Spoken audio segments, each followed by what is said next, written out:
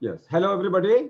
Greetings from Heartcare Foundation of India, first COVID Perfect Health Mela Digital, along with we have Millennium India Education Foundation, we have Vardhaman Medical College, we have St. Jet S Medical College and KEM Hospital Mumbai, MVC Mumbai, GLA University Mathura.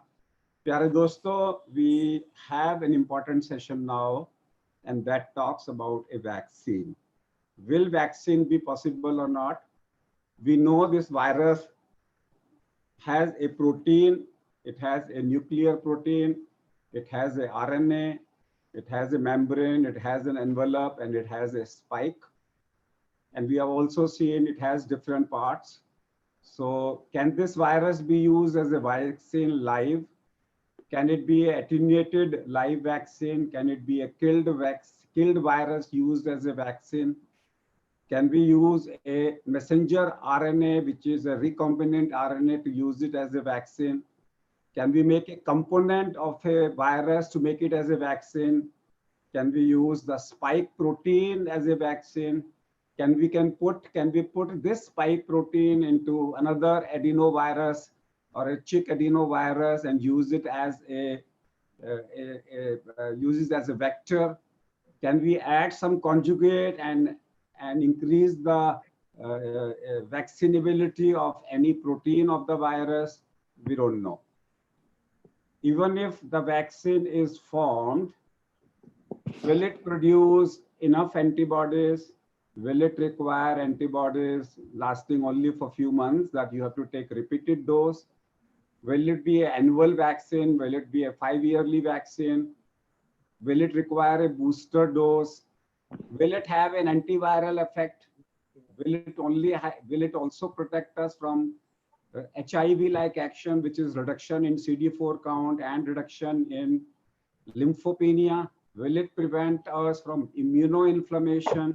Will it prevent us from thromboinflammation? Will it prevent us from cytokine storm? Will it prevent us from hypoxia, silent hypoxia?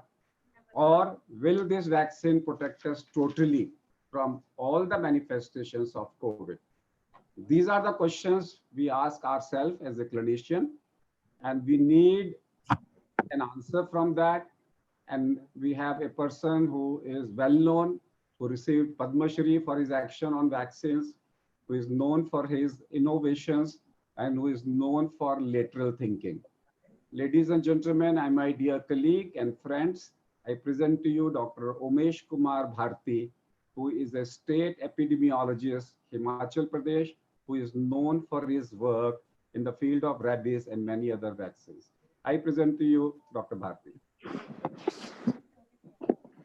So good afternoon, and thank you, Dr. K.K. Agarwal and Dr. Kakru, for making me here, because I was so busy in duties. Still, I'm here. It's very important session to be discussed with you luminaries. So to start with, what are the issues with the vaccine formation for coronaviruses? So let me take you to some background. Before we started thinking of vaccines against COVID-19, we went through the literature, and as you know, that COVID-19 literature is too much. There is more than 25,000 papers already published, and most of these papers are not peer reviewed. So one paper says something, the other paper says something. One other paper almost contradicts the first paper. So then we were totally confused, and we thought to not to go straight away to the COVID-19 papers, and let us go to the history of the coronaviruses. So that's how this entire presentation would start. We would trace out the history of coronaviruses. We would see how they behave and how the past experiences of making vaccine with the coronaviruses have been, and then draw lessons from them so that we can think of what can be done for a vaccine against the COVID-19. So that's how I would be taking you through.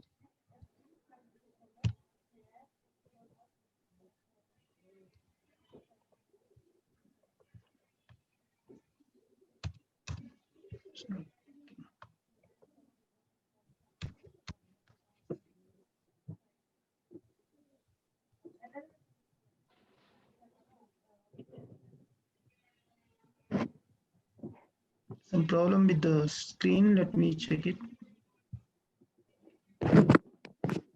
Let me share the screen again.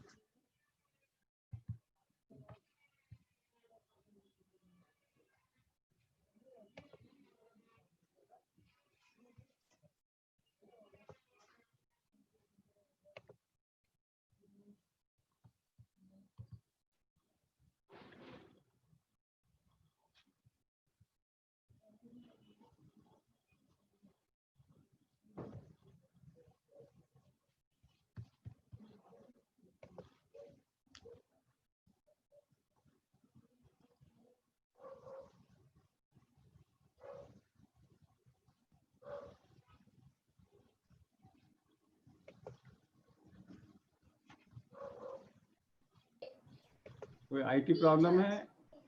There is some problem with screen sharing that I am trying to solve. Can you see the screen now? Yes, yes. Okay.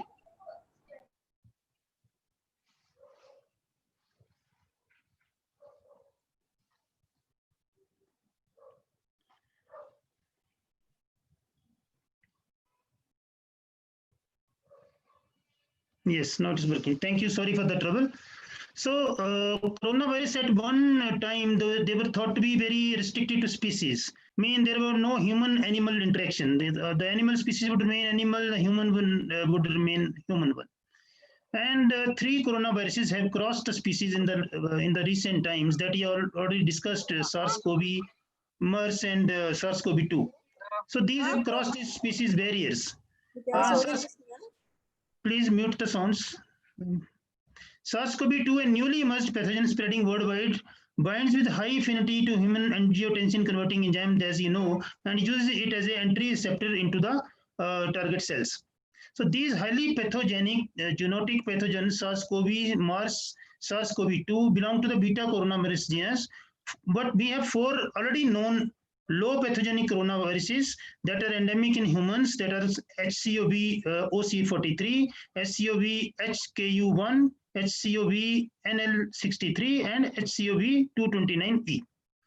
So to date, no therapeutics or vaccine are approved against any of the human infecting coronaviruses for use in human beings. So this is a very important thing to understand.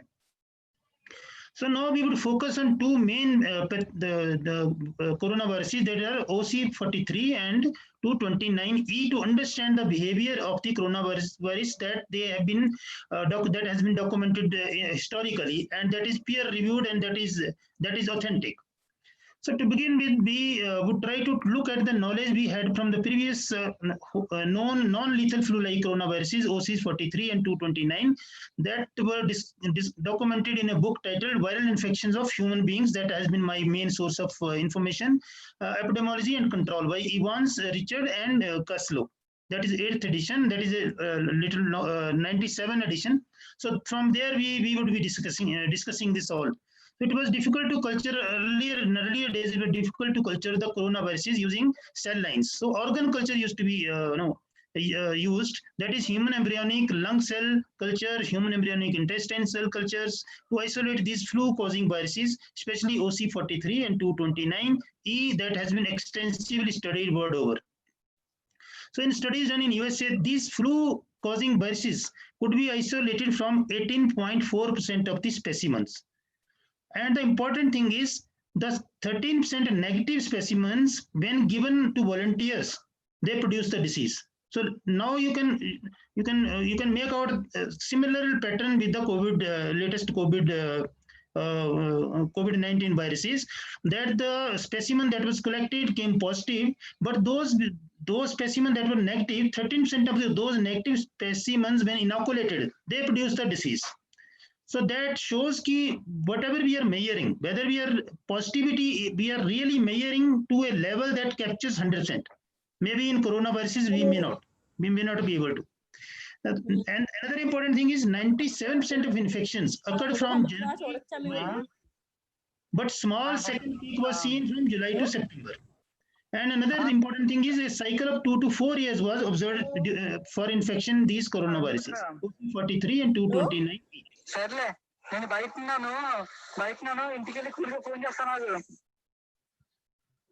So spread of coronavirus has been reported due to aerosol and large droplets, as you everybody knows. Despite 19 to 41% of people having antibodies to 229E, coronaviruses had reinfection and illness. Here lies another important lesson for us looking for a COVID-19 vaccine, that despite full-fledged infection with 229E coronaviruses, 19 to 41% people had reinfection and illness. So that means how dangerous they are. They are despite having infection, there can be reinfection and illness. Infection with 229E has been more difficult to demonstrate in children than in adults. Similar situation is there in the COVID-19, maybe due to poor antibody response to the coronaviruses in the children. And then another important is these flu-causing coronaviruses are understood to cause infection after inoculation into human nose and are most stable at pH 6 and low temperatures. No other route of infection seems to be possible. Though animal coronaviruses are infectious by fecal-oral route, but in humans this route has still not been studied in detail.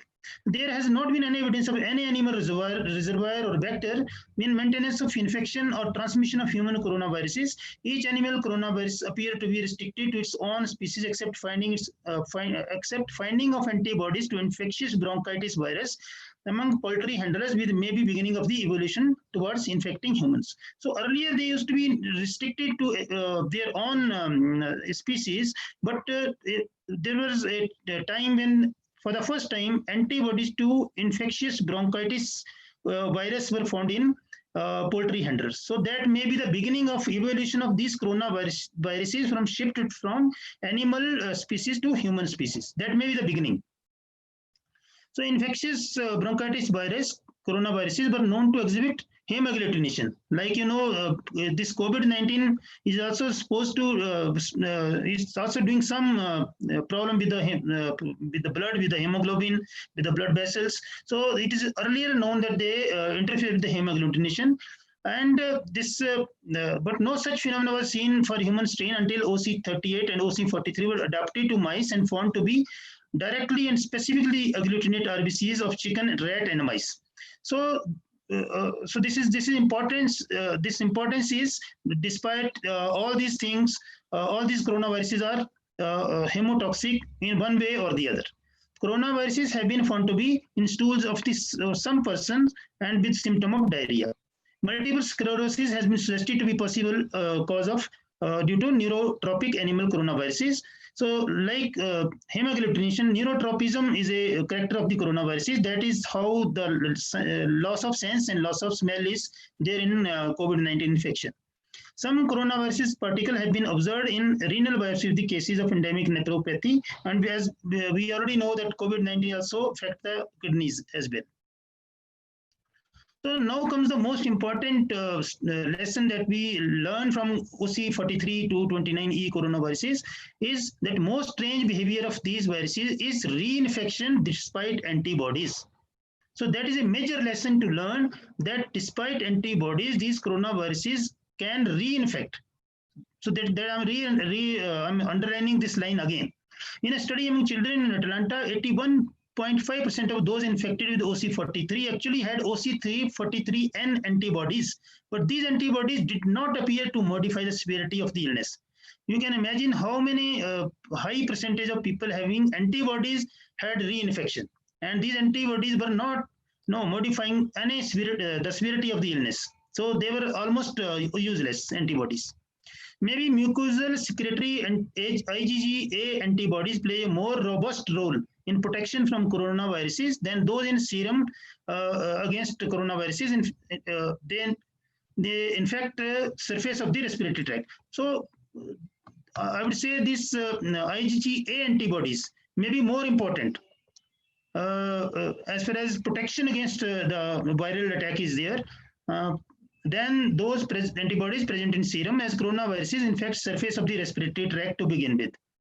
So this was proved in March 2020 publication of MERS-CoV-2 candidate vaccine by Lee et al., whereas a single intranasal administration of 104 PFU candidate vaccine provided complete protection against a lethal challenge with mouse-adapted MERS-CoV-2 and improved virus clearance in the lung. In comparison, single-dose intramuscular immunization with 106 candidate vaccine in MERS mixed with impact alum provided protection to only 25% of the immunized mice. That means that route of the vaccine is very, very important and plays a very important role in providing whatever transient or long-term protection against the coronaviruses.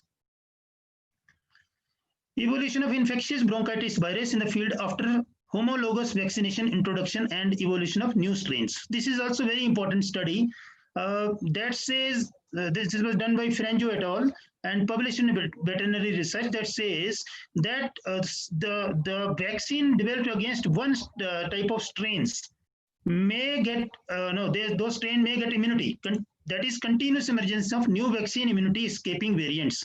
So then coronaviruses may mutate and become resistant to already existing vaccine. That is again another challenge in vaccine manufacturing. So there are new vaccine escape variants against the infectious bronchitis virus now. So that is again a danger that we should always keep in mind while making a vaccine. Another thing that I would like to point that this study that was published in 2019 says rapidly evolving RNA viruses seem particularly favorable in the arms race against human treatments because of their ability to quickly explore the fitness landscape and new evolution pathways. So again, this very dangerous weapon that can be used against humankind. Therefore, the benefit of heterologous versus homologous vaccination in terms of vaccine escape induction should be carefully evaluated. So we should always be cautious to this phenomena of emergence of new vaccine immunity escaping variants of coronaviruses. This is very, very important. Again, another thing is that S gene of SARS-CoV-2 appear highly divergent to other CoVs with less than 75% nucleotide sequence identity to all previously described SARS-CoV-2. In another study, Yari et al., the envelope and nucleocapsid protein of SARS-CoV-2 are two evolutionarily conserved regions with sequence identity of 96% and 89.6% respectively compared to SARS-CoV. I mean previous SARS. However, the spike protein exhibited the lowest sequence conservation identity of 77% between SARS-CoV-2 and SARS-CoV. Meanwhile, the spike protein of SARS-CoV-2 only has 31.9% sequence identity compared to MERS-CoV-2. So this is a comparison between different coronaviruses, how much they correlate with each other. The S2 subunit of SARS-CoV-2 was found highly conserved, sharing 99% sequence identity with those of two bad SARS-CoV-2 and human SARS-CoV. This observation suggests that broad-spectrum antiviral peptide against S2 may be considered as therapeutic candidates against the coronaviruses. As per WHO, 70 potential coronavirus vaccine candidates are in development stage globally, with 3 of them already being tested in human trials. We need to focus more on saving human lives by protective strategies and innovative treatment protocols, as vaccine development may not be that near and may take years to come. The most important point in vaccine development is the preclinical experience with vaccine candidates for SARS and Middle East respiratory syndrome viruses that has raised concern about exacerbating lung disease either directly or as a result of antibody-dependent enhancement. So this is most difficult times that need clinical testing is exacerbation of lung disease. Mean the person who has been given antibody, if gets infection, he would have more infection than having no infection or less infection. So that is one of the most dangerous thing that we need to monitor during vaccine trials, especially human trials. Ball et al. Say that as the SARS-CoV-2 and SARS-CoV-SB segment of the protein domain, they share 75% amino acid sequence identity. Future work will be necessary to evaluate whether any of these antibodies neutralize the newly emerged coronaviruses. These findings also indicate that it might be difficult to distinguish exposure to SARS-CoV-2 from other SARS-CoV-2 in serological studies. So you have heard a lot of discrepancy in serological studies. So that is due to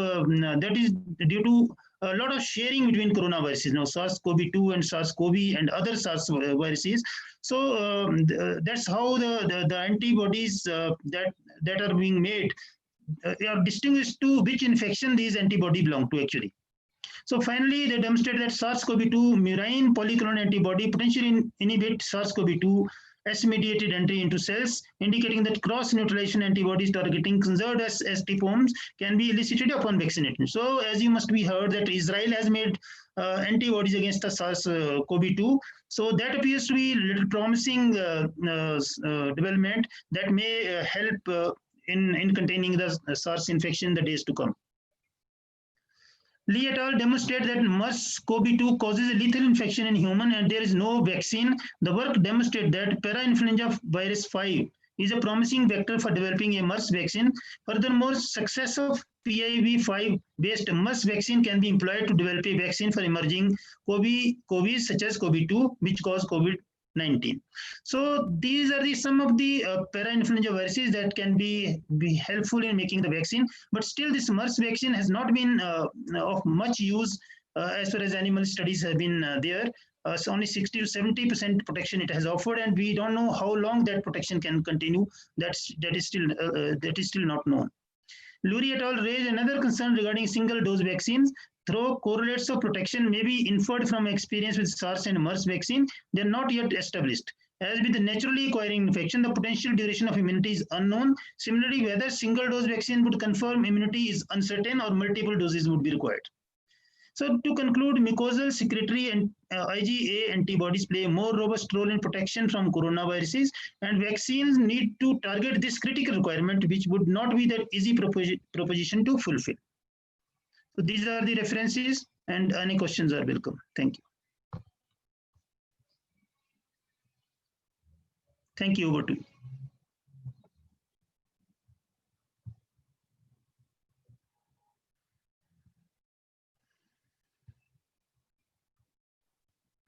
Dr. Kakru, would you like to take care of the meeting when Mr. Dr. K.K. Agarwal is not there? Hello, I'm there. I'm back. Hello, Dr.